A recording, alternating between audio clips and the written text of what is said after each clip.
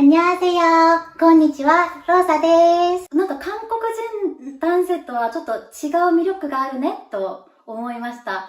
レディーファーストだね。圧倒的レディーファーストですよ、これは。 일본 정부가 긴급 회의를 소집했습니다. 일본 여성들의 한국 이주가 380% 폭증했습니다. 뭔가 조치를 해야 합니다. 2024년 한국 GDP가 일본을 추월했고 일본 여성 3만 8천 명이 한국으로 대탈출했습니다. 전문가들은 말합니다. 지금 일본이 겪는 건 경제 패배와 인재 유출의 이중 위기다. 대체 한국은 일본 여성들에게 뭘 주는 걸까요? 한 다큐멘터리 제작자가 이 충격적인 현상을 직접 관찰하기 위해 한국으로 향했습니다. 그리고 서울에 도착한 첫날 그녀는 그 이유를 목격하고 말았습니다. 저는 그날 깨달았습니다. 일본 여성들이 한국을 선택하는 진짜 이유를. 지금부터 그 충격적인 7일간의 기록을 공개합니다. 안녕하세요.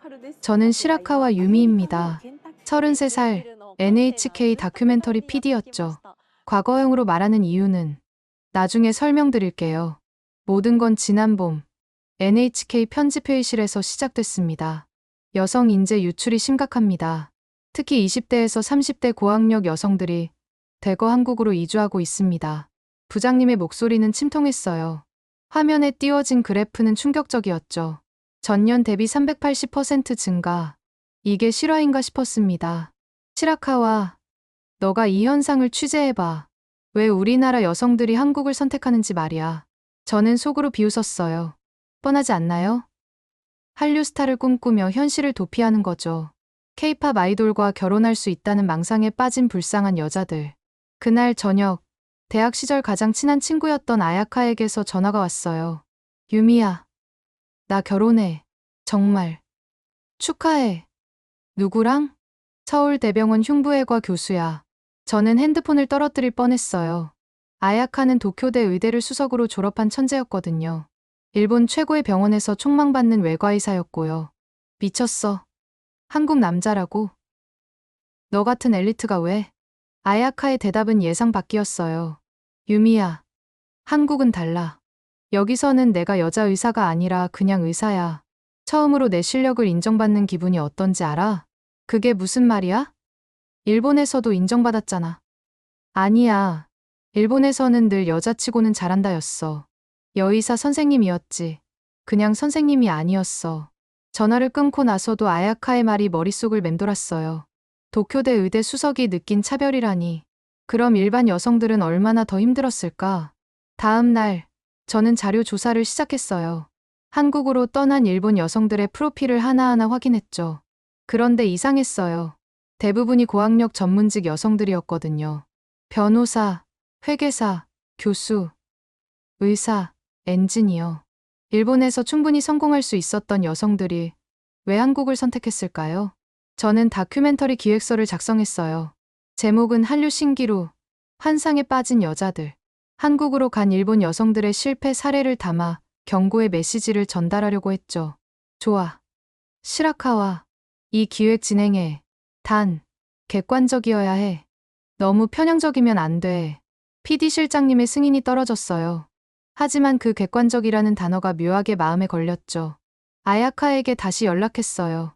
나 한국 가서 다큐 찍을 거야. 너희 결혼식도 촬영하고 싶은데. 정말. 좋아. 근데 유미야, 선입견은 버리고 와. 너가 생각하는 한국이랑 실제 한국은 완전히 달라. 무슨 소리야. 나는 프로 PD야. 객관적으로 볼 자신 있어. 아야카가 웃었어요. 그래. 와서 직접 봐. 아마 너 인생에서 가장 큰 충격을 받을 거야. 출국 전날 밤. 저는 장비를 점검하며 다짐했어요. 한류라는 허상에 빠진 여성들의 실체를 낱낱이 밝혀주겠다고. 그들이 얼마나 큰 착각을 하고 있는지 보여주겠다고. 그때만 해도 몰랐어요. 착각하고 있던 건 바로 저였다는 걸. 인천공항으로 향하는 비행기 안에서 저는 촬영 계획을 세웠어요. 첫날은 한국의 후진적인 문화를 담고, 둘째 날은 성차별 현장을 포착하고, 셋째 날은 실망한 일본 여성들을 인터뷰하고. 하지만 비행기가 착륙하는 순간부터 제 완벽한 계획은 무너지기 시작했습니다. 아니, 정확히 말하면 제 편견이 무너지기 시작했죠. 인천공항에 도착한 순간부터 뭔가 이상했어요. 무거운 촬영 장비를 들고 세관을 통과하는데 직원이 달려왔습니다. 무거워 보이는데 도와드릴까요? 저는 반사적으로 일본식 인사를 하며 거절했어요. 아니에요. 괜찮습니다. 에이, 방송 장비 같은데 혼자 드시기 힘드실 거예요. 카트 가져다 드릴게요. 그는 이미 카트를 가지러 가고 있었어요. 일본 공항에서는 상상할 수 없는 일이었죠. 거기서는 정해진 서비스만 제공할 뿐, 이렇게 먼저 나서는 경우는 없거든요. 어디서 오셨어요? 일본? 네, 도쿄에서 왔어요. 아, 방송 촬영 오셨구나. 한국 잘 소개해 주세요. 세관 직원은 환하게 웃으며 짐 검사도 신속하게 끝내줬어요. 지하철을 타러 가는 길, 또 한 번 당황스러운 일이 벌어졌어요. 무거운 삼각대가 계단에 걸려 고생하고 있는데 20대로 보이는 남자 2명이 다가왔어요. 도와드릴까요? 아, 괜찮아요. 하지만 그들은 이미 양쪽에서 장비를 들어 올리고 있었어요. 어디까지 가세요? 강남역이요. 아, 그럼 여기서 2호선 타시면 돼요. 엘리베이터는 저쪽에 있어요. 친절하게 방향까지 알려주고는 가볍게 인사하고 사라졌어요.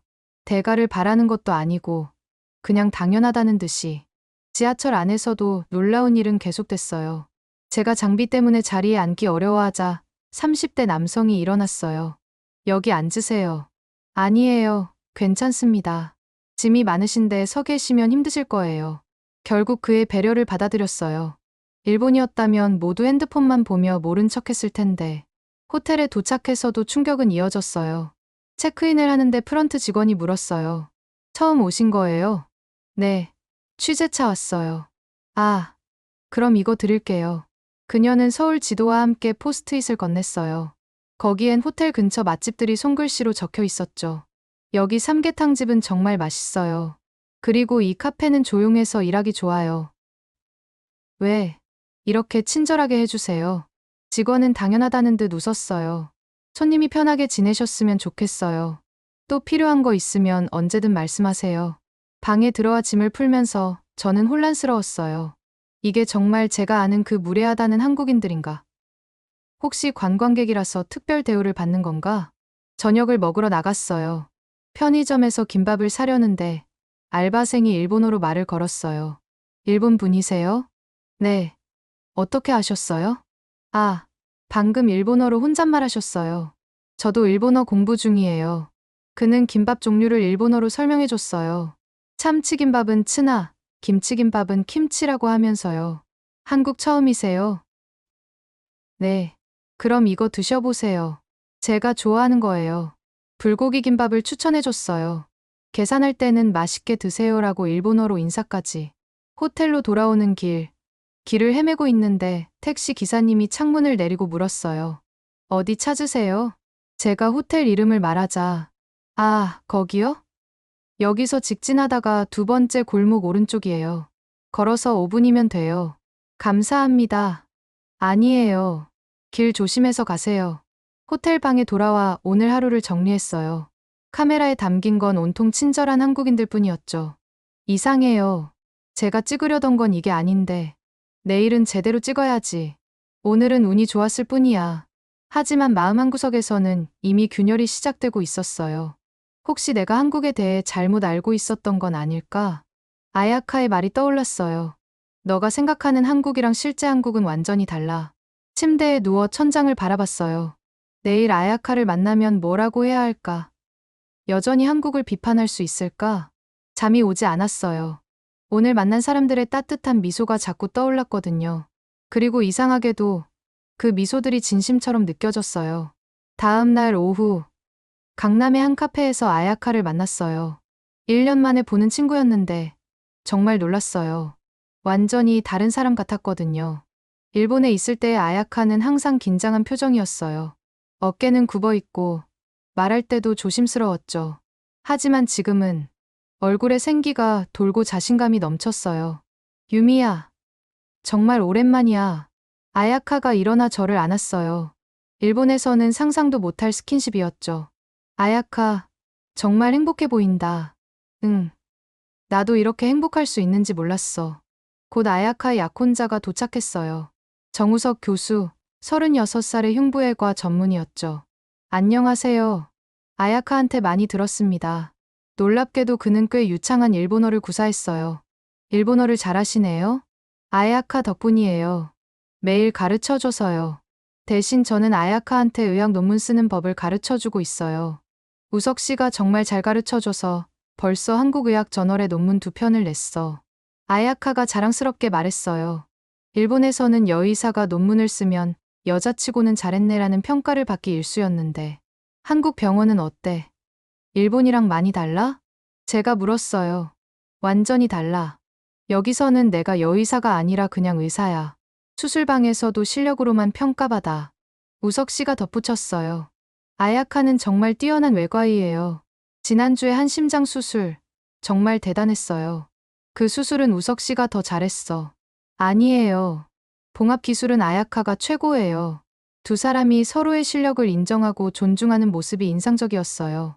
일본에서는 남자 의사가 여자 의사의 실력을 이렇게 공개적으로 인정하는 경우가 드물거든요. 병원 생활은 어때? 과장님도 여자야. 그리고 우리 과 의사 중 40%가 여성이야. 회의할 때도 모두가 자유롭게 의견을 내.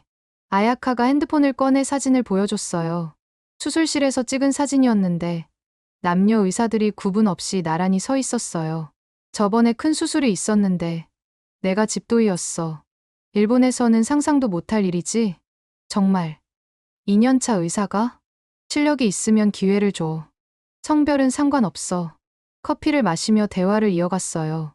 우석 씨가 아야카를 바라보는 눈빛에는 진정한 존중이 담겨 있었어요. 결혼 준비는 어떻게 하고 있어? 우석 씨가 정말 많이 도와줘. 청첩장 디자인부터 식장 예약까지 다 같이 하고 있어. 일본에서는 신부가 다 준비하잖아. 우석 씨가 웃으며 말했어요. 한국에서도 예전엔 그랬대요. 하지만 이제는 달라요. 결혼은 두 사람이 하는 거니까 준비도 같이 해야죠. 집안일도 분담할 거예요? 제가 묻자 우석 씨가 당연하다는 듯 대답했어요. 당연하죠. 맞벌이 부부인데 집안일을 한 사람만 하면 불공평하잖아요. 전 요리를 좋아해서 주로 제가 하고 아야카는 청소를 맡기로 했어요. 일본 남자들한테 이런 얘기하면 놀랄걸? 아야카가 웃었어요. 맞아. 우리 아빠도 처음엔 이해 못하셨어. 그런데 우석 씨가 직접 요리해서 대접하니까 인정하시더라. 우석 씨가 시계를 보더니 일어났어요. 죄송한데 저는 병원에 가봐야 해요. 응급수술이 있어서요. 유미 씨, 만나서 반가웠어요. 그는 떠나기 전에 아야카의 이마에 가볍게 키스했어요. 카페에 있던 사람들도 자연스럽게 받아들이는 분위기였죠. 우석 씨가 떠난 후 아야카와 단둘이 더 솔직한 대화를 나눴어요. 정말 후회 안 해? 일본의 모든 걸 버리고 왔잖아. 유미야, 난 버린 게 아니라 선택한 거야. 더 나은 삶을 선택한 거지. 하지만 가족과 멀어지고 가족도 이제는 이해해. 처음엔 반대했지만 내가 얼마나 행복한지 보고는 응원해 주셔. 아야카가 진지하게 말했어요. 유미야, 일본에서 여자로 산다는 게 얼마나 숨막히는지 너도 알잖아. 늘 조심해야 하고 눈치 봐야 하고 작아져야 하고. 그건 맞아. 여기서는 달라. 나는 그냥 나일 수 있어. 의사 아야카, 한 인간 아야카로 존재할 수 있어. 시댁은 어때? 한국도 며느리 문화가 있다고 들었는데. 아야카가 웃었어요. 우석 씨 어머니가 첫 만남에서 뭐라고 하셨는지 알아? 며느리라고 생각하지 말고 편하게 지내라. 여기가 네 집이다라고. 정말? 심지어 일본 요리 레시피를 물어보시더라. 아들이 좋아하는 일본 음식을 만들어주고 싶다고. 저는 할 말을 잃었어요. 제가 알던 한국의 시댁 문화와는 완전히 달랐거든요. 카페를 나와 거리를 걸으며 아야카가 말했어요. 유미야, 너도 한번 생각해봐. 일본에서 너가 원하는 삶을 살 수 있을까? 그 질문이 가슴에 꽂혔어요. 저도 모르게 대답을 피했죠. 난 일단 다큐를 완성해야 해. 그래. 근데 제대로 봐. 선입견 없이. 그럼 너가 놓치고 있던 것들이 보일 거야. 헤어지면서 아야카가 마지막으로 한 말이 계속 맴돌았어요. 유미야, 행복은 용기 있는 사람만 잡을 수 있어. 다음 날, 아야카의 초대로 서울대병원을 방문했어요. 한국 의료 현장을 직접 촬영하고 싶었거든요. 병원 로비에서 아야카를 기다리는데 놀라운 광경을 목격했어요. 흰 가운을 입은 여의사 서너 명이 당당하게 걸어가고 있었어요. 뒤따르던 남자 의사들이 자연스럽게 길을 비켜주더군요. 유미야, 여기야. 아야카가 손을 흔들었어요. 그녀도 흰 가운을 입고 있었는데 정말 자신감 넘쳐 보였어요. 우리 과 회의가 있는데 참관해 볼래? 과장님께 허락받았어. 회의실에 들어가자 또 한 번 놀랐어요. 과장이 40대 여성이었고 참석자의 절반이 여성이었거든요. 오늘 논의할 환자는 58세 남성, 승모판 협착증 환자입니다. 누가 먼저 의견 낼까요? 과장님의 질문에 젊은 여의사가 손을 들었어요. 저는 최소 침습 수술을 제안합니다. 환자의 회복 기간을 단축할 수 있을 것 같습니다. 좋은 의견이네요. 다른 분들은 어떻게 생각하세요? 남자 의사가 이어서 발언했어요. 저도 동의합니다. 다만 환자의 나이를 고려하면 회의는 활발하게 진행됐어요. 남녀 구분 없이 자유롭게 의견을 나누고 서로의 의견을 존중했죠. 일본 병원에서는 여의사들이 대부분 조용히 듣기만 하는데 여기서는 완전히 달랐어요. 회의가 끝난 후 과장님이 저에게 다가왔어요. 일본에서 오셨다고요? 저도 일본에서 연수를 받았었어요. 그러셨군요. 한국과 일본의 차이를 느끼셨나요? 과장님이 씁쓸하게 웃었어요. 일본에서는 제가 여자라는 이유로 수술 참관만 할 수 있었어요. 하지만 한국에 돌아와서는 실력으로 인정받을 수 있었죠. 점심시간, 아야카와 병원 구내식당에 갔어요. 그곳에서도 인상적인 장면을 봤죠. 한 남자 간호사가 여의사에게 정중하게 보고하고 있었어요. 일본에서는 남자가 간호사 되는 것도 드물지만 여의사에게 이렇게 자연스럽게 보고하는 건 더욱 보기 어려운 광경이었어요. 한국은 남자 간호사가 많아 점점 늘고 있어. 성별보다 전문성이 중요하다는 인식이 퍼지고 있거든. 오후에는 수술 참관을 했어요. 집도인은 30대 초반의 여의사였고 어시스트는 40대 남의사였어요. 이런 경우는 일본에서 본 적 없어. 제가 작게 중얼거리자 아야카가 대답했어요. 여기서는 실력 있는 사람이 집도해. 나이나 성별은 상관없어. 수술이 끝난 후 그 여의사와 잠깐 이야기를 나눴어요. 선배 의사가 어시스트 하는 게 부담스럽지 않으세요? 처음엔 그랬죠. 하지만 선배님이 먼저 말씀하셨어요. 이 수술은 제가 더 많이 해봤으니 제가 집도하는 게 환자에게 좋다고. 일본에서는 상상하기 어려운 일이네요. 한국도 예전엔 그랬대요. 하지만 지금은 많이 바뀌었어요. 특히 젊은 의사들은 성별보다 실력을 중시해요. 병원 투어를 마치고 아야카의 연구실에 들렀어요. 놀랍게도 꽤 넓은 개인 연구실이었죠. 2년차 의사한테 개인 연구실을? 실적이 좋으면 지원해줘. 내가 쓴 논문이 국제저널에 실렸거든. 연구실 벽에는 아야카의 논문과 상장들이 걸려 있었어요. 일본에서는 교수도 되어야 가질 수 있는 개인 연구실을. 우석 씨도 옆 연구실 써. 가끔 같이 연구하기도 하고 부부가 같이 연구도 해? 응. 서로 다른 관점에서 보니까 더 좋은 결과가 나와. 저녁 무렵 병원을 나서면서 아야카가 말했어요. 어때? 한국 병원? 솔직히 충격적이었어요. 제가 여의사 차별을 찾으러 왔는데 오히려 평등한 모습만 봤으니까요. 내 편견이 틀렸나 봐. 편견은 누구나 가지고 있어. 중요한 건 그걸 인정하고 바꾸려는 마음이야. 병원을 나와 택시를 기다리는데 한 남자가 다가왔어요. 혹시 일본 분이세요? 아까 병원에서 뵀는데 KBS PD라고 자기소개를 한 그는 강석진이라는 이름이었어요. 저도 의료 다큐멘터리를 준비 중인데 일본 의료 시스템에 대해 여쭤보고 싶어서요. 명함을 교환했어요. 그의 눈빛에는 진정성이 담겨 있었죠. 내일 시간 되시면 차 한잔하면서 이야기 나눠요. 제가 한국 방송 시스템도 보여드릴게요. 왜인지 모르게 그의 제안을 받아들이고 싶었어요. 아마도 그의 따뜻한 미소 때문이었을 거예요. 넷째 날 아침, 강석진 PD가 추천한 광장시장에 갔어요. 진짜 한국을 보려면 전통시장에 가야 한다는 그의 말이 기억났거든요. 카메라를 들고 시장 입구에 들어서자마자 수산물 가게 아주머니가 불렀어요. 어머, 일본에서 왔어? 촬영해? 어떻게 알았는지 신기했어요. 네, 다큐멘터리 찍고 있어요. 그래? 잠깐만 기다려. 아주머니는 갑자기 생선을 굽기 시작했어요. 아침 먹었어? 아직. 아이고, 배고프면 어떻게 이래. 이거 먹고 해. 거절할 틈도 없이 구운 고등어가 제 앞에 놓였어요. 아주머니, 얼마예요? 돈. 무슨 돈? 일본에서 왔는데 밥은 먹어야지. 당황해서 어쩔 줄 몰라 하는데 옆 가게 아저씨가 웃으며 말했어요. 그냥 먹어요. 여기서는 원래 이래요. 생선을 먹으며 시장 안으로 들어갔어요. 떡볶이 가게 앞에서 촬영을 하고 있는데 할머니가 나오셨어요.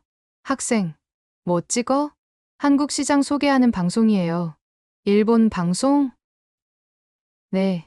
할머니는 대답도 듣기 전에 떡볶이를 접시에 담기 시작했어요. 이거 먹어봐. 맛있어. 할머니, 제가 살게요. 뭔 소리야. 멀리서 왔는데 떡볶이도 안 먹어보고 가면 어떡해. 순대 가게 아주머니도 가세했어요. 우리 순대도 먹어봐야지. 어묵 국물도 마셔. 김밥도 하나 싸줄게. 순식간에 제 앞에는 시장 음식들이 가득 차려졌어요. 마치 잔치상 같았죠. 이거 다 어떻게 먹어요? 천천히 먹어. 우리가 구경할게. 정말로 상인들이 제가 먹는 걸 흐뭇하게 지켜봤어요. 마치 손녀 밥 먹는 걸 보는 할머니들처럼. 반찬 가게를 지나가는데 사장님이 달려 나왔어요. 어머나, 방송 찍는구나. 일본 방송? 네, 맞아요. 우리 가게도 좀 찍어줘. 열심히 반찬들을 소개하시더니 갑자기 비닐봉지에 이것저것 담기 시작했어요. 이거 가져가. 호텔에서 먹어. 아니에요. 정말 괜찮아요. 뭐가 괜찮아. 한국 와서 제대로 못 먹으면 어떡해. 이건 김치, 이건 장조림, 이건 멸치볶음. 봉지가 점점 무거워졌어요. 사장님, 이거 다 얼마예요? 야, 돈 이야기하지 마. 정 떨어져. 정이라는 단어를 처음 들었어요. 정이 뭐예요? 정은 그냥 정이야. 사람 사이의 따뜻한 마음. 과일 가게를 지나가는데 할머니가 부르셨어요. 애기야, 이리 와봐. 33살인 저를 애기라고 부르시다니. 사과 먹어봐. 달아. 할머니는 사과를 깎아서 주셨어요. 일본은 과일 비싸다며? 네. 정말 비싸요. 그럼 이거 가져가. 할머니는 봉지에 사과며 배며 귤이며 마구 담으셨어요. 할머니, 이거 팔아야 하는 거 아니에요? 팔긴 뭘 팔아. 멀리서 온 손님인데 빈손으로 보낼 수 없지. 왜 이렇게 잘해주세요? 처음 본 사람인데. 할머니가 제 손을 잡으며 말씀하셨어요. 처음 봤어도 인연이지. 여기까지 와서 만났는데 그게 인연이야. 육회 가게를 지나는데 할아버지가 손짓하셨어요. 일본 아가씨, 이리 와. 네. 육회 먹어봤어? 아니요. 날 것은 좀. 한국 육회는 달라. 깨끗하고 신선해. 할아버지는 작은 접시에 육회를 담아주셨어요. 이건 소 눈알이야. 특별한 거야. 원래 단골한테만 주는 건데. 옆 테이블 손님이 놀라며 말했어요. 아저씨가 좋아하시나 봐요. 저 10년 단골인데 눈알은 처음 봐요. 할아버지가 쑥스럽게 웃으셨어요. 일본에서 왔다니까. 특별히. 육회를 먹으며 눈물이 날 뻔했어요. 전혀 모르는 사람에게 이런 특별한 대접을 하다니. 마지막으로 들른 곳은 족발집이었어요. 아주머니가 제 카메라를 보시더니 일본 방송 나가는 거야? 네. 한국 문화를 소개하려고요. 잠깐만. 아주머니는 갑자기 새 앞치마를 두르고 머리도 다시 묶으셨어요. 이제 찍어도 돼. 그 모습이 너무 귀여워서 웃음이 났어요. 촬영을 마치고 가려는데 아주머니가 큰 봉지를 들고 나오셨어요. 이거 가져가. 아주머니. 이건 너무 많아요. 우리 아들도 일본에서 일해. 도쿄에서. 아주머니의 눈가가 촉촉해졌어요. 거기서도 이런 정이 있었으면 좋겠는데 아들이 밥은 제대로 먹는지 아픈 데는 없는지 그래서 더 많이 싸주시는 거구나. 일본에 있는 아들 생각에. 아드님이 어떤 일 하세요? 요리사야. 일본 음식 배우러 갔어. 3년째 소식이 뜸해. 아주머니는 슬픈 미소를 지으셨어요. 그래도 잘 지내겠지. 일본 사람들도 친절하니까. 저는 차마 일본의 차가운 현실을 말할 수 없었어요. 대신 이렇게 말했죠. 제가 도쿄 가면 찾아볼게요. 뭐라고 검색하면 될까요? 아주머니의 얼굴이 환해졌어요. 정말. 고마워. 잠깐만. 아주머니는 아들 사진과 식당 이름을 적어주셨어요. 시장을 나오면서 뒤를 돌아봤어요. 상인들이 손을 흔들며 배웅해주고 있었죠. 또, 와. 맛있게 먹어. 조심해서 가. 호텔로 돌아온 제 양손은 가득했어요. 하나도 산 게 없는데 두 손이 무거웠죠. 방에 들어와 책상에 음식들을 늘어놓고 카메라를 켰어요. 혼자 말하듯 중얼거렸죠. 저는 오늘 한국의 정을 맛봤습니다. 그것은 조건 없는 환대였고 이유 없는 친절이었습니다. 그리고 정말 따뜻했습니다. 그날 밤 저는 모든 음식을 다 먹었어요. 하나도 남기지 않았죠. 그분들의 마음을 버릴 수 없었으니까요. 다음 날 아침 다시 시장에 갔어요. 어제 그 할머니들을 찾아서 제대로 인사하고 싶었거든요. 어머, 또 왔네. 떡볶이 할머니가 반갑게 맞아주셨어요. 오늘도 먹고 가. 할머니, 오늘은 제가 살게요. 야, 또 돈 이야기야? 정 떨어진다니까. 결국 또 공짜로 먹었어요. 대신 약속했죠. 제가 꼭 일본의 할머니들 소개할게요. 한국의 진짜 마음을 전할게요. 그래, 그거면 됐어. 시장을 나오면서 깨달았어요. 제가 찾으려던 한류의 실체는 바로 이것이었구나. 화려한 케이팝도 세련된 드라마도 아닌 이 소박하고 따뜻한 사람들의 마음. 그리고 처음으로 인정했어요. 내가 틀렸다고. 내 편견이 얼마나 어리석었는지. 5째 날, 저는 본격적으로 한국에 정착한 일본 여성들을 인터뷰했어요. 강석진 PD가 소개해준 5가족이었죠. 각 가족과의 만남은 제게 또 다른 충격과 깨달음을 주었어요. 첫 번째는 변호사 사토 미카 씨, 35살. 강남의 한 카페에서 만났어요. 한국에 온 지 3년 됐어요. 남편은 같은 로펌에서 일하는 변호사예요. 미카 씨는 차분하게 자신의 이야기를 시작했어요. 일본에서 변호사로 일할 때가 기억나요. 회의에서 제가 의견을 내면 늘 이런 반응이었죠. 여자치고는 날카로운 지적이네. 감정적이지 않고 논리적이어서 놀랐어. 같은 말들이요. 한국은 다른가요? 완전히 달라요. 여기서는 그냥 사토 변호사님의 의견이 타당합니다. 좋은 지적입니다. 이렇게 반응해요. 제가 여자라는 건 아무도 신경 쓰지 않아요. 남편과의 관계는 어때요? 미카 씨가 미소를 지었어요. 우리는 진짜 동료예요. 집에서도, 회사에서도. 어려운 사건을 맡으면 서로 조언을 구하고 함께 전략을 짜요. 일본에서 제 전 남자친구는 제 일을 하찮게 여겼어요. 여자가 무슨 대형 사건을 맡겠어 하면서요. 시댁은 어떠세요? 시어머니가 저를 정말 자랑스러워하세요. 제가 큰 사건에서 승소하면 온 동네에 자랑하시죠. 우리 며느리가 대단한 변호사라고요. 일본 시댁에서는 며느리의 직업은 관심사가 아니잖아요. 2번째는 대학 교수 하라다 유키 씨, 38살. 대학 근처 연구실에서 만났어요. 저는 일본에서 시간 강사를 8년 했어요.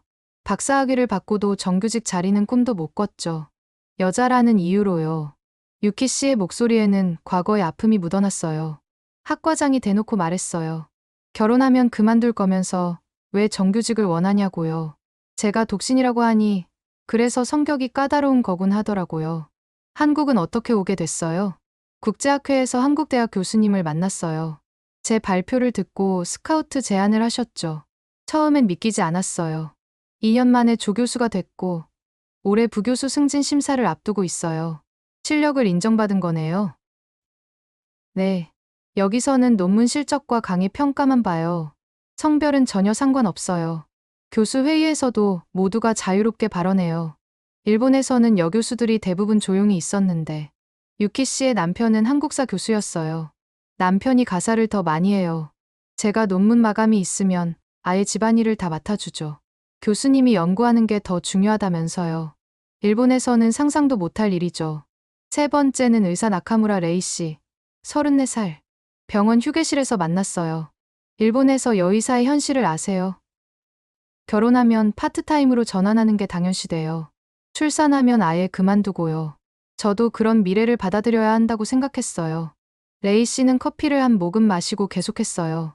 그런데 한국에서는 완전히 달랐어요. 제가 출산휴가를 갔을 때 남편이 육아휴직을 1년 신청했어요.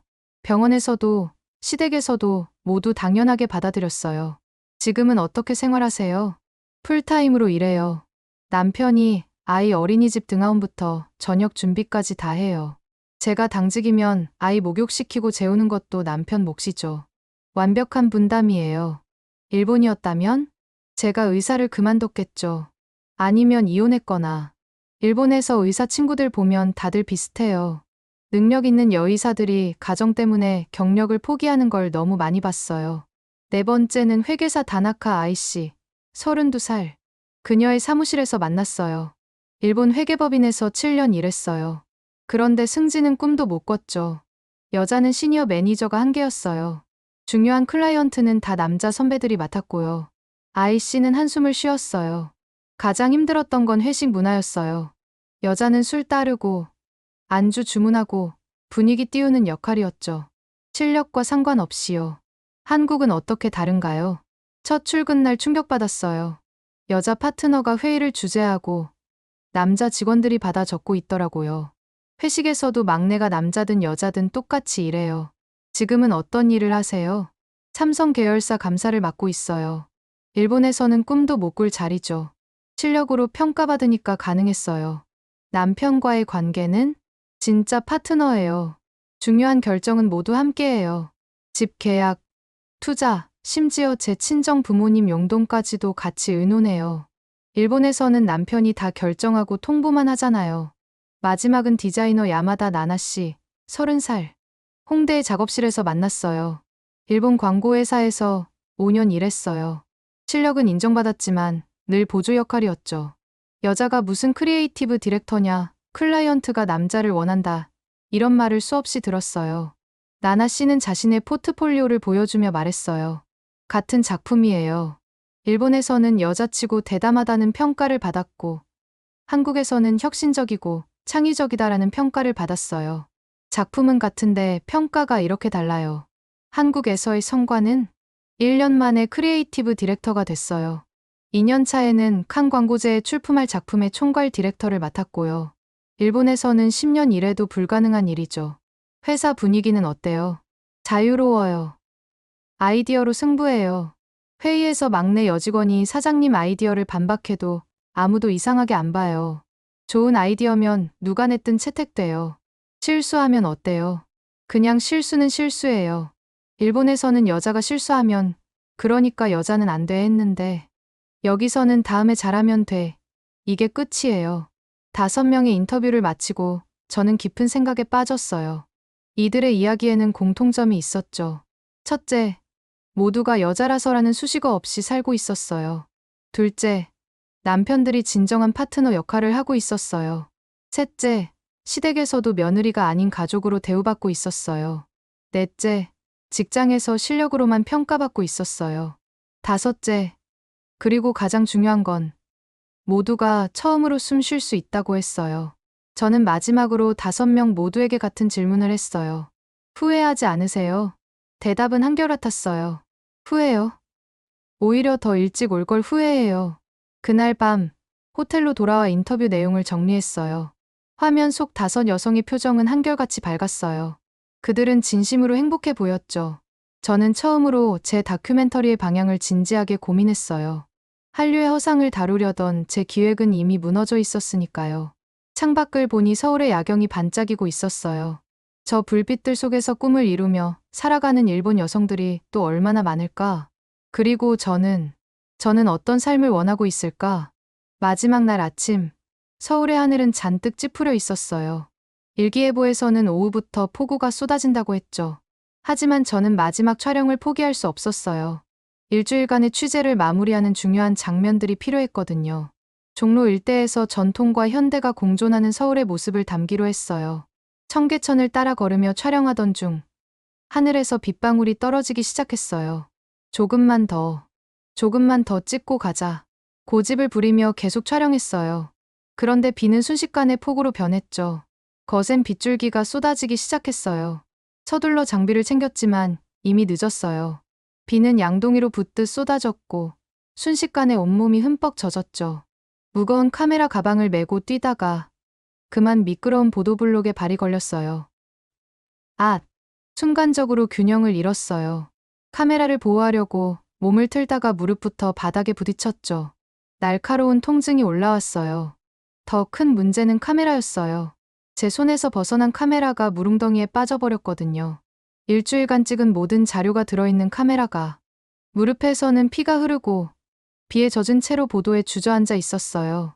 카메라를 건져 올렸지만 이미 물이 들어가 전원이 켜지지 않았죠. 절망적이었어요. 일주일간의 노력이 물거품이 될지도 모른다는 생각에 눈물이 났어요. 아니, 비인지 눈물인지 구분도 안 됐죠. 그때였어요. 우산도 없이 달려온 한 남자가 저에게 다가왔어요. 괜찮으세요? 다치셨어요? 40대 초반으로 보이는 남자였어요. 정장 차림이었는데 비를 맞으며 저에게 달려온 거였죠. 카메라가 물에 빠져서 저는 울먹이며 말했어요. 카메라는 나중 문제고 일단 병원 가봐요. 무릎에서 피가 나요. 그는 최진호라고 자기소개하며 저를 부축해 일으켰어요. 아파요. 그리고 카메라가 일단 제 차로 가요. 병원부터 가고 카메라는 제가 아는 곳에 맡겨볼게요. 진호 씨는 자신의 우산을 저에게 씌워주고 자신은 비를 맞으며 주차장까지 저를 부축했어요. 차에 타자마자 히터를 켜고 트렁크에서 수건을 꺼내 주었죠. 일본 분이신가요? 네. 도쿄에서 왔어요. 혼자 오셨어요? 이 비에 왜 혼자? 다큐멘터리 촬영 중이었어요. 마지막 날인데 진호 씨는 아무 말 없이 차를 몰았어요. 병원에 도착하자 그는 저보다 먼저 뛰어내려 휠체어를 가져왔어요. 걸을 수 있어요. 무릎 다쳤는데 무리하면 안 돼요. 응급실에서 치료를 받았어요. 다행히 큰 상처는 아니었지만 꿰매야 할 정도로 깊었죠. 보호자분이세요? 간호사가 진호 씨에게 물었어요. 아, 저는 그냥, 네, 보호자예요. 제가 대답했어요. 왠지 그래야 할 것 같았거든요. 치료를 받는 동안 진호 씨는 제 카메라를 살펴봤어요. 그리고 메모리 카드를 조심스럽게 빼내 확인했죠. 다행이에요. 메모리 카드는 방수 케이스에 들어있었네요. 데이터는 살아있을 거예요. 정말요? 안도의 한숨이 나왔어요. 일주일간의 노력이 헛되지 않았다는 생각에. 카메라 본체는 제가 아는 수리점에 맡길게요. 내일 아침까지는 확인 가능할 거예요. 왜 이렇게 도와주세요? 모르는 사람인데. 진호 씨가 부드럽게 웃었어요. 비 오는 날 다친 사람을 그냥 지나칠 수 없잖아요. 그것도 타국에서 혼자 고생하는 분을. 치료가 끝나고 진호 씨가 계산하려고 하자 제가 막았어요. 제가 낼게요. 이미 너무 많은 도움을. 여행자 보험 있으세요? 아니요. 그럼 제가 내는 게 맞아요. 한국 병원비 비싸거든요. 대신 나중에 밥 한번 사주세요. 그는 이미 카드를 내밀고 있었어요. 병원을 나오니 비는 더 거세게 내리고 있었어요. 호텔이 어디예요? 제가 호텔 이름을 말하자 진호 씨가 고개를 끄덕였어요. 제가 모셔다 드릴게요. 이 비에 택시 잡기도 어려울 거예요. 차 안은 따뜻했어요. 진호 씨가 틀어준 잔잔한 음악과 빗소리가 묘하게 어울렸죠. 한국은 어떠셨어요? 다큐멘터리 잘 찍으셨나요? 네. 예상과 완전히 다른 것들을 발견했어요. 어떤 점이 달랐어요? 저는 잠시 망설이다가 솔직하게 말했어요. 한류의 허상을 찾으러 왔는데 오히려 진실을 발견했어요. 한국이 왜 많은 일본 여성들에게 희망의 나라인지 알게 됐죠. 진호 씨가 고개를 끄덕였어요. 한국도 완벽한 나라는 아니에요. 문제도 많죠. 하지만 적어도 변하려고 노력하고 있어요. 특히 젊은 세대는 정말 많이 달라졌어요. 진호 씨도 그런가요? 저요? 글쎄요. 전 그냥 당연한 걸 당연하게 생각할 뿐이에요. 남녀가 평등한 것, 어려운 사람을 돕는 것, 다 당연한 거잖아요. 호텔에 도착했어요. 진호 씨가 우산을 들고 로비까지 저를 배웅했죠. 괜찮으세요? 혼자 올라가실 수 있어요? 네.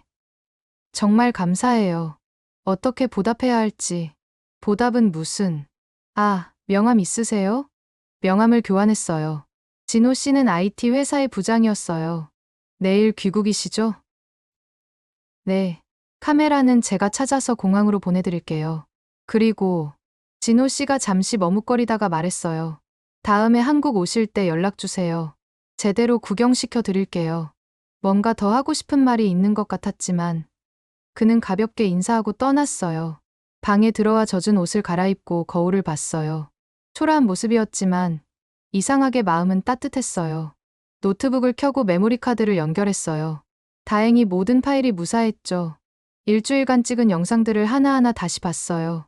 공항에서의 첫 만남부터 시작해서 아야카의 행복한 모습, 병원의 평등한 풍경, 시장 할머니들의 정, 5 여성의 증언들, 그리고 오늘 비 속에서 저를 도와준 진호 씨까지 모든 장면들이 하나의 큰 그림을 그리고 있었어요. 그것은 제가 계획했던 한류의 허상이 아니라 한국의 진심이었죠. 새벽 2시, 저는 다큐멘터리의 새로운 구성안을 작성했어요. 제목 그들이 한국을 선택한 이유, 부제 일본 여성들이 발견한 희망의 나라, 기획 의도도 완전히 바꿨어요. 나는 편견을 가지고 한국을 찾았다. 하지만 일주일간의 여정은 내 편견을 완전히 깨뜨렸다. 한국은 완벽한 나라가 아니다. 하지만 적어도 여성들이 숨 쉴 수 있는 곳이었고, 외국인도 가족처럼 품어주는 곳이었다. 새벽 4시, 진호 씨에게서 메시지가 왔어요. 잘 들어가셨나요? 무릎은 괜찮으신지. 카메라 맡겨놨으니 걱정 마세요. 저도 답장을 보냈어요. 정말 감사해요. 덕분에 무사히 들어왔어요. 한국의 마지막 날을 따뜻하게 마무리할 수 있었어요. 다행이네요. 한국에 대해 좋은 기억 가지고 가셨으면 좋겠어요. 그리고 꼭 다시 오세요. 왜인지 그 꼭 다시 오세요라는 말이 계속 마음에 남았어요. 아침 7시 체크아웃을 하러 로비에 내려갔더니 진호 씨가 와 있었어요. 손에는 수리된 카메라를 들고.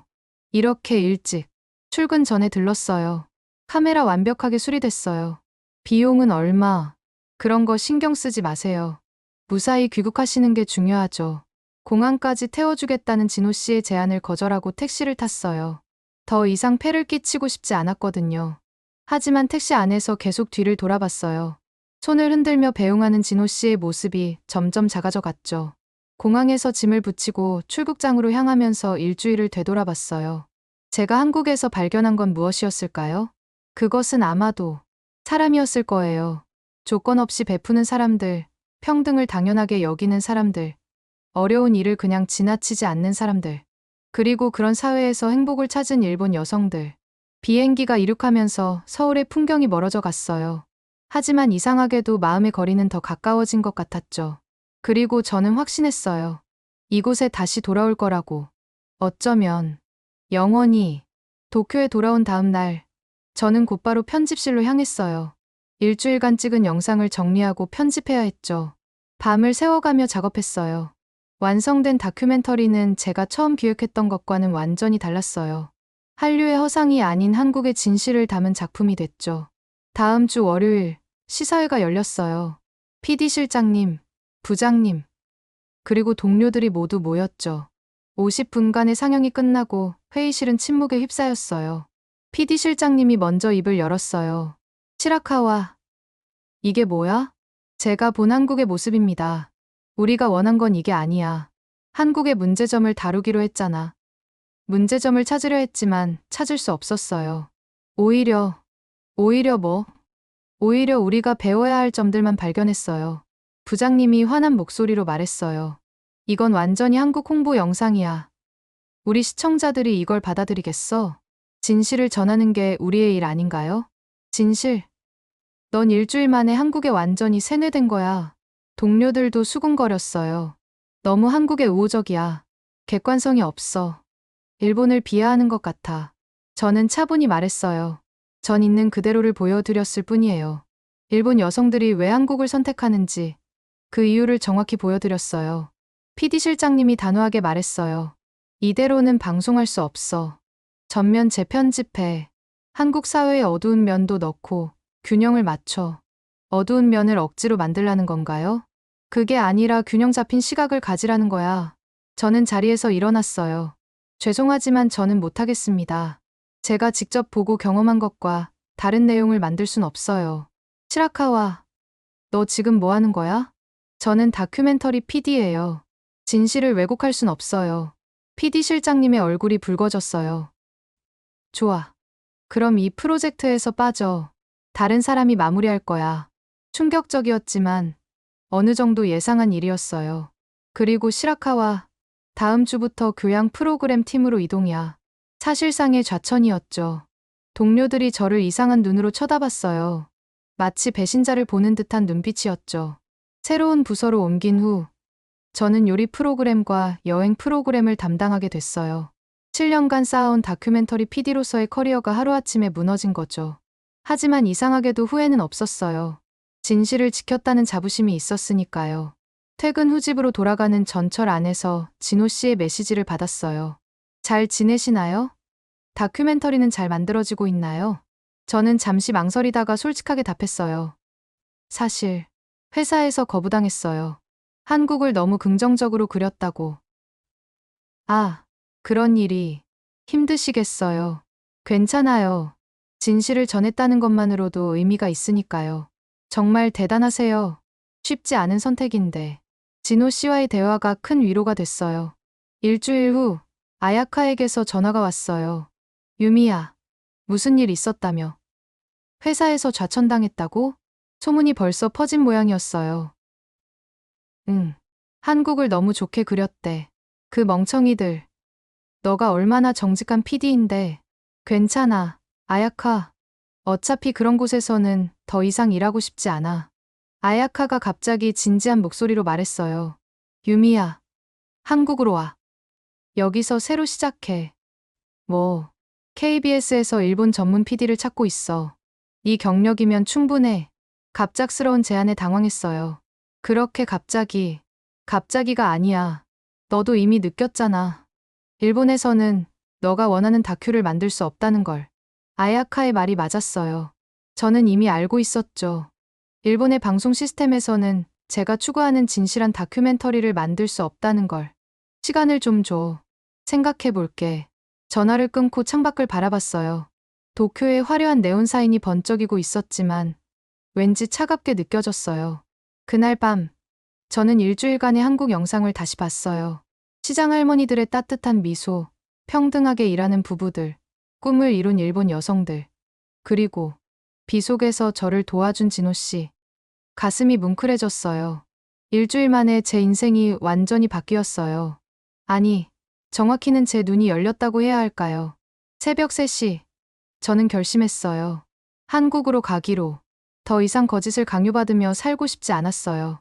제가 원하는 진실한 이야기를 만들고 싶었어요. 그리고 솔직히 말하면 다시 그 따뜻함을 느끼고 싶었어요. 다음 날, 저는 사표를 제출했어요. 시라카와, 정말 그만둘 거야? 부장님이 놀란 표정으로 물었어요. 네, 새로운 도전을 하고 싶어요. 설마, 한국 가는 거야? 저는 대답 대신 미소를 지었어요. 미쳤구나. 7년간 쌓은 커리어를 버리는 게 아니에요. 더 큰 꿈을 위해 선택하는 거예요. 부장님은 한숨을 쉬며 고개를 저었어요. 후회할 거야. 후회하더라도 도전하지 않은 것보단 나을 것 같아요. 퇴사 소식이 퍼지자 동료들의 반응은 극명하게 갈렸어요. 용기 있다. 무모하다. 부럽다. 미쳤다.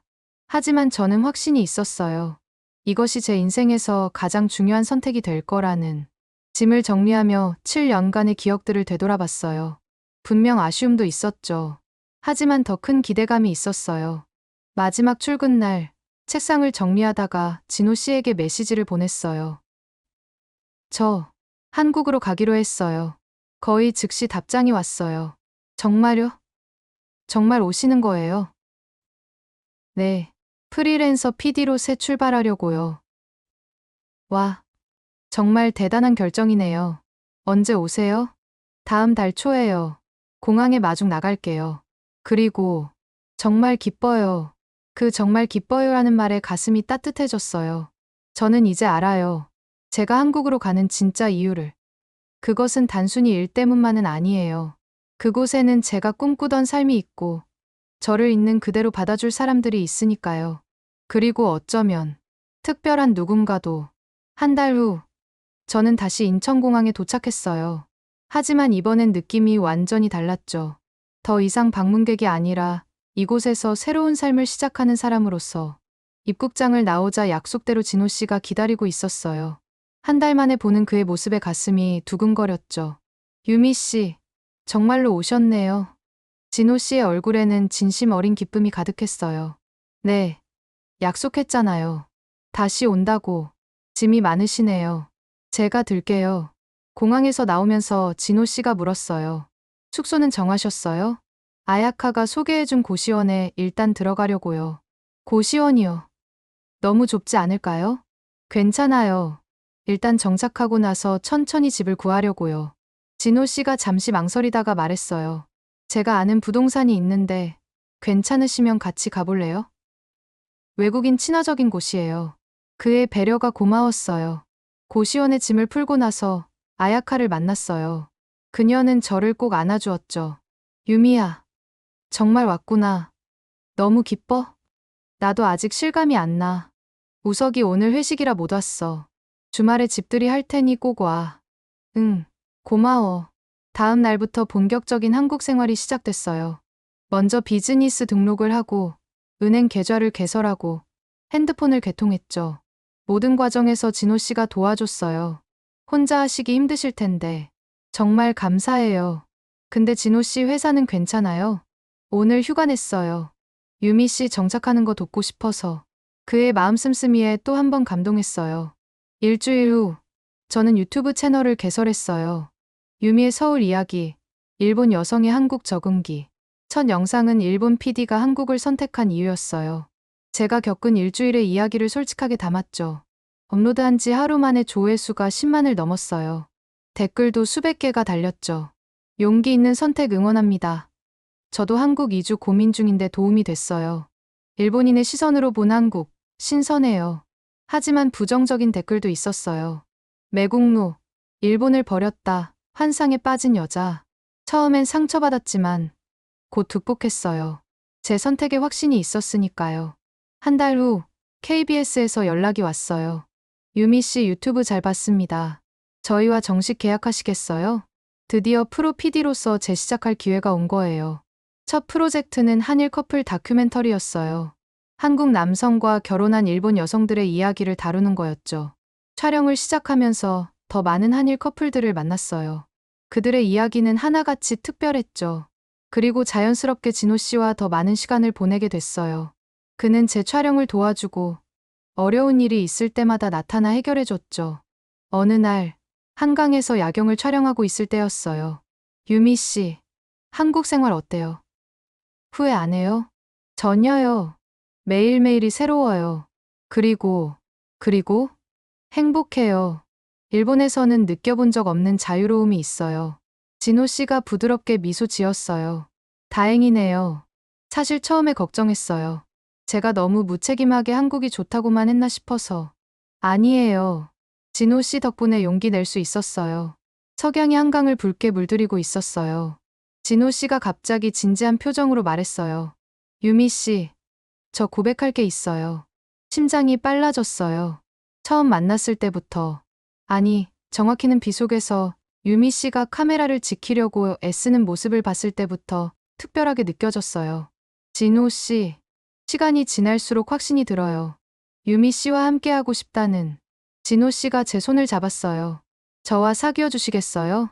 대답은 이미 정해져 있었어요. 네. 그렇게 우리는 연인이 됐어요. 주변 사람들의 반응은 뜨거웠죠. 아야카는 드디어 라며 기뻐했고, 시장 할머니들은 잘 됐네. 잘 됐어. 라며 축하해줬어요. 석 달 후, 진호 씨가 청혼했어요. 유미 씨, 저와 결혼해주세요. 평생 유미 씨가 한국에서 행복하게 살 수 있도록 노력할게요. 눈물이 났어요. 행복해서, 감사해서. 네. 진호 씨와 함께라면 어디든 행복할 것 같아요. 결혼 준비는 두 사람이 함께 했어요. 진호 씨는 모든 과정에서 제 의견을 물었고 존중해줬죠. 청첩장 디자인 어떤 게 좋아요? 식장은 유미 씨가 편한 곳으로 해요. 일본 가족들이 오시기 편한 날짜로 잡아요. 시댁과의 첫 만남도 잊을 수 없어요. 어머, 예쁘네. 우리 아들이 복 받았구나. 시어머니는 첫 만남부터 저를 안아주셨어요. 일본에서 왔다고 불편하게 생각하지 마. 이제 우리 가족이야. 시아버지도 따뜻했어요. 진호가 좋은 사람 만났구나. 앞으로 잘 부탁해요. 저는 정말 운이 좋다고 생각했어요. 이렇게 좋은 가족을 만나다니. 결혼식 날, 일본에서 부모님과 친구들이 왔어요. 엄마가 조용히 물었어요. 유미야, 정말 행복하니? 응. 엄마, 정말 행복해. 그럼 됐어. 엄마도 안심이야. 아빠도 진호 씨에게 말했어요. 유미를 잘 부탁합니다. 걱정 마세요. 유미 씨가 항상 행복하도록 최선을 다할게요. 결혼식은 한국과 일본의 전통이 조화롭게 어우러진 아름다운 시기였어요. 신혼여행에서 돌아온 후, 우리는 작은 아파트에서 새 삶을 시작했어요. 진호 씨는 약속대로 가사를 분담했어요. 아침은 그가, 저녁은 제가 준비하기로 했죠. 유미 씨 요리 정말 맛있어요. 진호 씨 아침 식사도 최고예요. 우리는 서로를 칭찬하며 행복한 일상을 만들어갔어요. 일도 순조로웠어요. KBS와의 계약이 연장됐고 제 유튜브 채널은 구독자 50만을 돌파했죠. 가장 인기 있는 콘텐츠는 한국 시어머니와 일본 며느리의 요리 교실이었어요.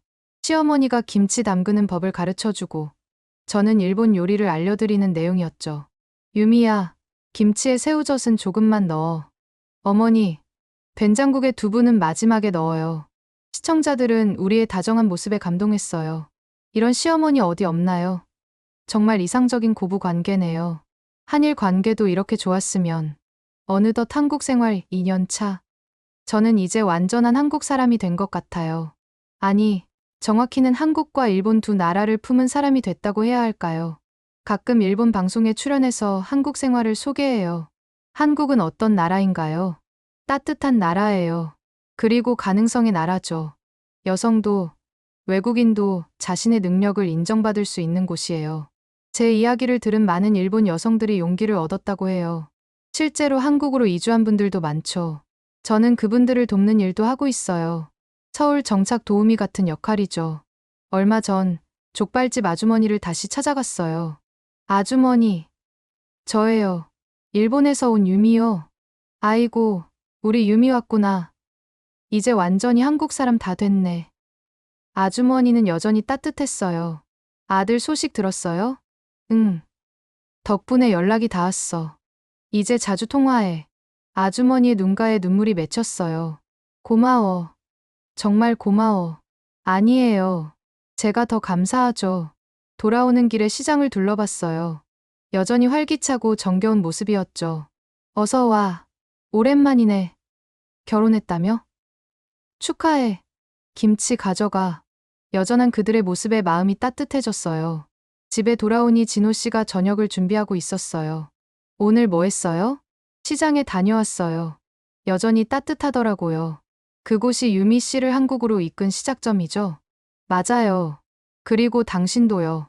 우리는 서로를 보며 미소 지었어요. 창밖으로 서울의 야경이 보였어요. 불과 2년 전 편견을 가지고 왔던 이 도시가 이제는 제 고향이 됐어요. 가끔 생각해요. 만약 그때 비가 오지 않았다면, 진호 씨를 만나지 못했다면? 하지만 이건 우연이 아니라 운명이었을 거예요. 저는 이제 확신합니다. 한국을 선택한 건 제 인생 최고의 결정이었다고. 여기서는 여자라서 미안하지 않아도 돼요. 여기서는 외국인이라서 주눅 들지 않아도 돼요. 여기서는 그냥 나로서 존재할 수 있어요. 그리고 무엇보다 사랑하는 사람과 함께, 진정한 가족과 함께, 따뜻한 이웃들과 함께 행복한 삶을 살 수 있어요. 이것이 제가 한국을 선택한 이유입니다. 유미 언니, 배 많이 나왔네요. 시장 떡볶이 할머니의 손녀가 제 배를 가리키며 말했어요. 응. 이제 7개월이야. 네. 저는 임신 중이에요. 한국에서의 새로운 생명을 품고 있죠. 아들이야, 딸이야? 할머니가 물으셨어요. 아직 몰라요. 건강하기만 하면 돼요. 그래. 그게 제일이지. 시장을 걸으며 많은 축하를 받았어요. 2년 사이 저는 완전히 이곳 사람이 된 거예요. 집에 돌아오니 진호 씨가 태교 음악을 준비하고 있었어요. 오늘은 모차르트 어때요? 좋아요. 아기가 좋아하는 것 같아요. 진호 씨가 제 배에 손을 얹고 말했어요. 아가야, 아빠야. 오늘도 엄마 힘들게 하지 마. 이런 일상이 너무나 행복해요. 시어머니는 매일 전화하세요. 유미야, 입덧은 좀 나아졌어? 네, 어머니. 이제 많이 좋아졌어요. 내일 미역국 끓여서 가져갈게. 임산부한테 좋대. 시어머니의 사랑이 정말 감사해요. 제 유튜브 채널은 이제 100만 구독자를 넘었어요. 한국에서 아기 낳기 시리즈가 특히 인기예요. 일본 임산부들에게 많은 도움이 된다고 하더라고요. 한국의 산후조리 문화가 부럽다. 시어머니가 도와주시는 게 감동적이다. 한국에서 아이 키우고 싶다. 이런 댓글들을 보면 뿌듯해요. KBS와는 정규 계약을 맺었어요. 이제 프리랜서가 아닌 정직원이 됐죠. 유미 PD님, 출산휴가는 얼마나 쓰실 거예요? 3개월 정도 생각하고 있어요. 육아휴직도 쓰실 수 있어요. 최대 1년까지 가능해요. 한국의 출산 지원 정책에 놀랐어요. 일본보다 훨씬 체계적이더라고요. 진호 씨도 육아휴직을 계획 중이에요. 저도 3개월은 써야죠. 유미 씨 혼자 고생시킬 수 없어요. 회사에서 뭐라고 안 해요? 오히려 잘한다고 하세요. 요즘은 아빠 육아휴직이 대세래요. 이런 문화가 정말 좋아요. 지난주에는 일본에서 부모님이 오셨어요. 유미야, 얼굴이 좋구나. 엄마가 안심한 표정으로 말했어요. 한국 생활이 잘 맞나 봐. 아빠도 진호 씨를 인정하셨어요. 사위가 정말 잘해주는구나. 고맙네. 아닙니다, 아버님. 당연한 일이에요. 부모님은 일주일 동안 머물면서 한국을 만끽하셨어요. 특히 시장 할머니들의 인심에 감동하셨죠. 일본 사람이라고 더 잘해주시네. 이런 정이 일본에도 있었으면. 부모님이 돌아가실 때 말씀하셨어요. 유미야, 여기서 행복하게 잘 살아. 엄마 아빠는 안심이야. 요즘 저는 새로운 프로젝트를 준비 중이에요. 한일 가교 프로젝트라고. 양국의 문화를 서로에게 소개하는 프로그램이에요. 일본의 좋은 점은 한국에, 한국의 좋은 점은 일본에 알리는 거죠. 두 나라가 서로를 이해하면 더 가까워질 수 있어요. 이게 제 신념이에요. 진호 씨도 적극 지원해줘요. 유미 씨가 하는 일은 정말 의미 있어요. 자랑스러워요. 얼마 전 놀라운 소식을 들었어요. 제가 다녔던 NHK에서 연락이 온 거예요. 시라카와 씨, 한국 특파원 제안하고 싶은데요. 2년 전 저를 내쳤던 그들이 이제는 저를 필요로 하다니. 감사하지만 거절하겠습니다. 전 이미 한국에 뿌리를 내렸어요. 후회는 없어요. 저는 이미 제 자리를 찾았으니까요. 오늘도 시장에 갔어요. 떡볶이 할머니가 제 배를 쓰다듬으며 말했어요. 이 아기는 복 받았어. 한국, 일본 두 나라의 사랑을 받고 태어나니까. 맞아요. 우리 아기는 두 나라를 잇는 다리가 될 거예요. 저처럼요. 저는 이제 완전한 한국인이면서 동시에 일본인이에요. 두 정체성이 충돌하지 않고 조화롭게 공존해요. 아침에는 된장국을 끓이고 저녁에는 김치찌개를 끓여요. 추석에는 시댁에 가고 오봉에는 일본에 가요. 한국 친구들과 수다 떨다가도 일본 친구들과 화상 통화해요. 이 모든 게 자연스러워요. 창밖을 보니 서울의 풍경이 평화로워요. 2년 전 비 오던 날 이 도시에서 저는 새로운 인생을 발견했어요. 그리고 이제 새로운 생명과 함께 또 다른 이야기를 시작하려 해요. 가끔 일본 여성들에게서 메일이 와요. 어떻게 그런 용기를 냈나요? 저는 항상 같은 대답을 해요. 용기가 아니라 선택이었어요. 행복해지기 위한 선택. 맞아요. 저는 선택했어요. 안정적이지만 숨막히는 삶 대신 도전적이지만 자유로운 삶을. 차별받는 여성이 아닌 존중받는 인간으로서의 삶을. 그리고 그 선택은 제 인생 최고의 결정이었어요. 뱃속에 아기가 발로 차요. 아가야, 엄마야, 너는 정말 행복한 아기가 될 거야. 한국과 일본, 두 나라의 사랑을 받으며 자랄 테니까. 진호 씨가 퇴근하고 들어왔어요. 오늘 어땠어요? 좋았어요. 시장 할머니들이 아기 용품 잔뜩 주셨어요. 또요? 이미 방이 가득한데. 우리는 웃었어요. 이런 평범한 일상이 얼마나 소중한지 알아요. 일본에서는 꿈도 꾸지 못했던 이런 삶이. 저는 오늘도 확신해요. 한국을 선택한 건 정말 잘한 일이라고. 여기서는 그냥 저예요. 여자 시라카와도 외국인 유미도 아닌 그냥 한 사람의 인간, 한 사람의 아내, 그리고 곧 한 사람의 엄마가 될 시라카와 유미. 이게 제가 원했던 삶이에요. 그리고 한국은 그런 삶을 가능하게 해준 곳이에요. 영원히 감사할 거예요. 이 따뜻한 나라에, 이 따뜻한 사람들에게. 지금까지 한국을 선택한 일본 여성 시라카와 유미 씨의 이야기 어떠셨나요? 편견을 깨고 새로운 삶을 선택한 그녀의 용기가 많은 분들께 영감을 주었으면 좋겠습니다. 변화는 언제나 용기 있는 사람들로부터 시작됩니다. 이 이야기가 마음에 드셨다면 좋아요와 구독 부탁드립니다. 그리고 이 영상을 공유해주세요. 작은 용기가 큰 변화를 만들 수 있습니다. 지금까지 감동 편지함이었습니다. 감사합니다.